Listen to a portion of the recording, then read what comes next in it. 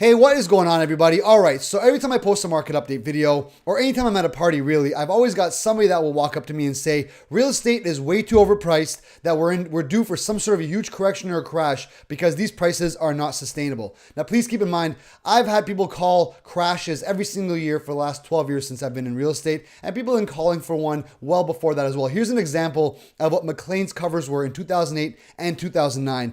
Interestingly enough, average price in Durham Region back then was $265,000. This year, we're around $585,000. All right. Now, the funny thing is, with people who are calling crashes, eventually you're going to be right. Real estate, like any asset class, is cyclical. There's going to be a period of a boom where prices are going to steadily increase, and then there's going to be a period of a contraction. You're going to have a bust because prices went up too fast and too strong. People are calling for even more of a crash than what we already saw last year, which was a hefty 20%. We saw property values drop from $702,000, the average price in Durham Region in April 2017, all the way down to about $565,000 in July of 2017. So a 20% correction is already significant enough, yet people are saying that was enough. They expect it to come down even more. Now, please keep in mind, this is just my opinion. I've got a lot of real estate agent friends whose opinions I hold in very high regard, and even they're calling for lower prices over the next year. However, when I talk about real estate ownership, I'm not talking about short term. I'm not talking about a 1 to 2 year hold. If you're not planning on living in your home for at least 3 to 5 years, you should not even consider home ownership. You should be focusing on renting. Okay, but when I'm looking at Durham Region on a 5-year timeline, and I'm looking around what's happening in Toronto and the surrounding areas, I can't help but think real estate prices are going to be significantly higher in 5 years than they are now. And I'll tell you why. First and foremost, nothing gets cheaper.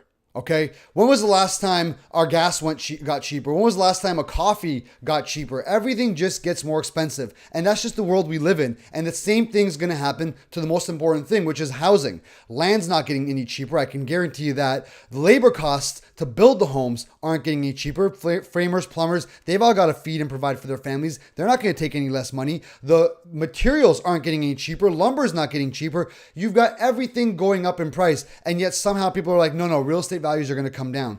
In addition to that, our proximity to one of the most amazing world-class cities is a huge bonus for us. Toronto is merely a 45-minute drive away. And in addition to that, all surrounding areas like Peel and York are already way higher than Durham Region is. So we're quite undervalued at under $600,000 for the average home in Durham Region, as opposed to over $700,000 in all those areas.